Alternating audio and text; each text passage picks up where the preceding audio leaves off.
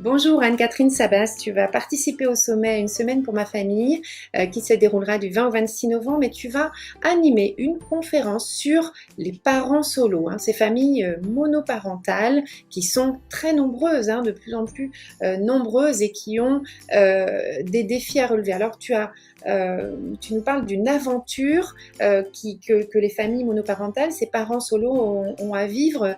Euh, Qu'est-ce que c'est que l'aventure finalement des parents solos aujourd'hui?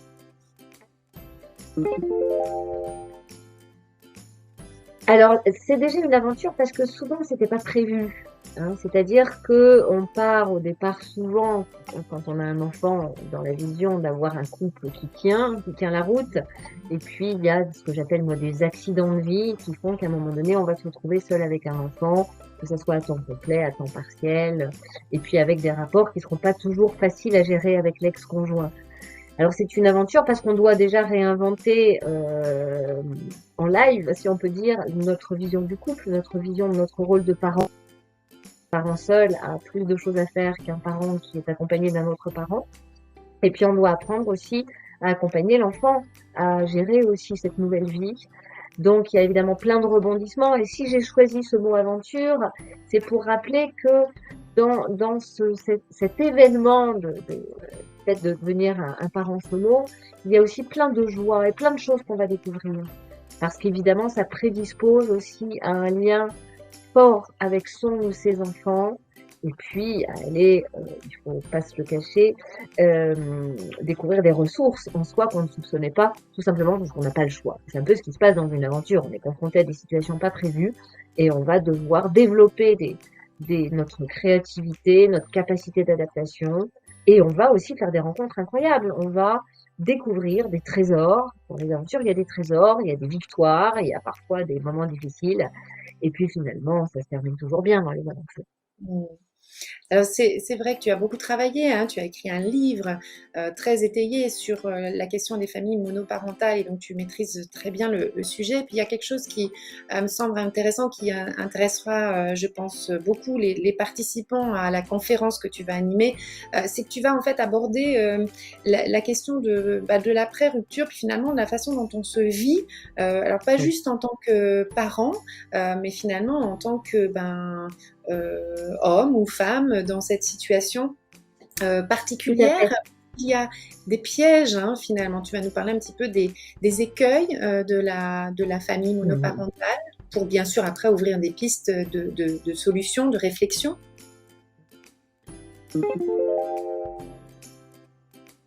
Oui, alors moi j'accompagne des parents depuis très longtemps, avant même de commencer à réfléchir précisément sur la question des familles monoparentales. Et on s'est rendu compte, c'est un secret pour personne, que le parent et la maman souvent, surtout, a quand même tendance à se faire passer après les enfants. Et il y a une époque de la vie de l'enfant où c'est nécessaire. Quand votre enfant a 6 mois et qu'il a faim la nuit, il faut se lever, il faut lui donner à manger. Et puis petit à petit, le parent va devoir réapprendre à ne pas trop se sacrifier non plus et à exister aussi, parce que l'enfant est arrivé après lui, il faut quand même le rappeler. Et dans le cas de la famille monoparentale, c'est une question qui est cruciale. Parce que quand vous vous retrouvez seul avec un ou plusieurs enfants et un conjoint qui n'assure pas forcément parfois des moyens financiers qui ont été extrêmement réduits, ça va être compliqué de penser à vous. Et ça va être pourtant une des priorités. Parce que le socle sur lequel cette famille mono doit se construire, c'est quand même l'état dans lequel les parents solo vont se retrouver. Et j'ai voulu ne surtout pas faire l'impasse là-dessus pour rappeler aux parents qu'ils ont le devoir de penser à eux, d'aller bien, parce que s'ils prennent ça au sérieux, ça va aider leur enfant. Mmh. Mais finalement, il s'agit alors bien sûr d'assumer les responsabilités qui sont les nôtres quand on est famille Mhm. monoparentale, mais qu'on a des besoins et puis on a besoin pour trouver cet équilibre finalement de s'écouter, de se laisser aussi de la place et tu nous en parleras. Il y a parfois des Oui. blessures, parfois de la culpabilité qui peut être vraiment un frein en fait à tout Mhm. ça. Alors c'est vraiment, je pense, très éclairant. Ça va être très éclairant pour les parents qui qui sont dans cette situation-là, parce que finalement, dans cette conférence, voilà, tu vas faire un peu un état des lieux des différentes pistes de réflexion qui sont importantes à avoir quand on est parent solo, mais tu vas aussi ouvrir hein, sur finalement des pistes plus concrètes du quotidien Oui. avec les enfants. De quoi Voilà. finalement tu vas parler dans cette conférence, oui.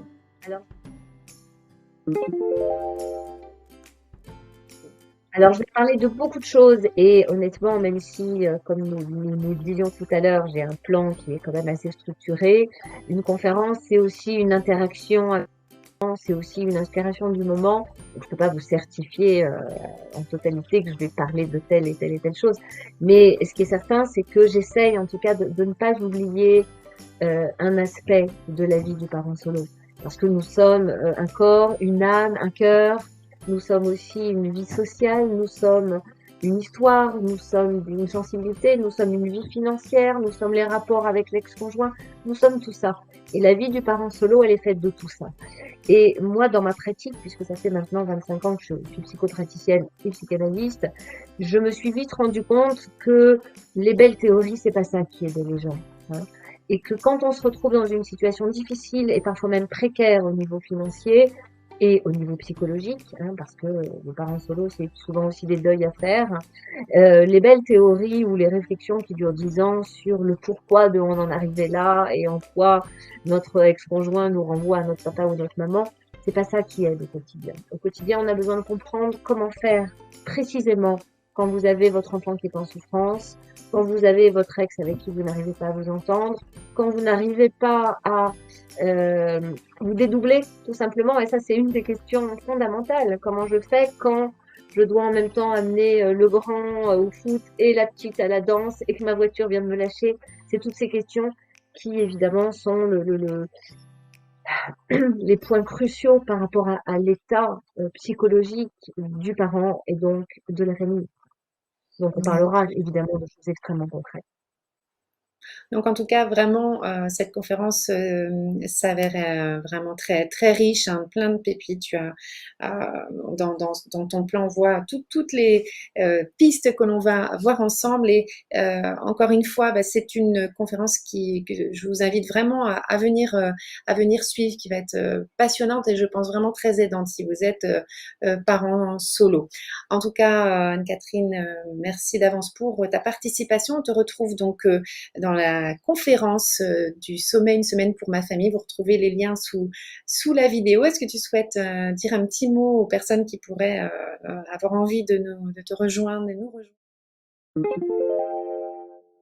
Alors oui, je pense que c'est important. Je parle pas souvent de moi, mais comme je t'en ai fait la confidence, moi je reçois donc des parents, des enfants, beaucoup de jeunes, d'adolescents depuis des années. Et puis, il se trouve que ma vie m'a amenée à me retrouver dans cette situation-là. Je recevais déjà régulièrement des gens qui étaient concernés. Et puis, je me suis retrouvée à un moment donné dans cette situation-là. Et un jour, par la magie des rencontres, un éditeur, qui était l'éditeur d'une de mes amies dont j'avais préfacé des livres, cet éditeur me contacte et me dit, moi, j'aimerais bien que je lui raconte un peu mon histoire. Et il me dit, j'aimerais bien que vous écriviez un livre sur les familles monoparentales. Et ma première réaction, ça a été, ah non, surtout pas.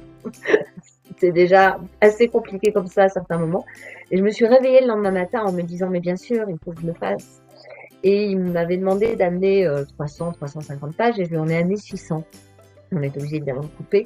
Et je me suis rendu compte, je crois que c'est un des livres que j'ai écrit que je préfère. J'ai évidemment mis beaucoup de mon cœur et il m'a permis aussi ce livre d'aller découvrir ou redécouvrir des pépites de cette phase de ma vie. J'ai mis de l'humour dedans, je vous en parlerai peut-être. Et puis ceux qui liront le livre le verront, hein, évidemment. Et ça m'a permis aussi à moi de récupérer un certain pouvoir sur ma situation et sur mon histoire. Et je pense que c'est important parce que les épreuves de nos vies peuvent être évidemment des occasions pour grandir, pour nous améliorer, pour approfondir des liens. Et ça dépendra bien sûr de l'image qu'on a de ça et de la vision qu'on en a.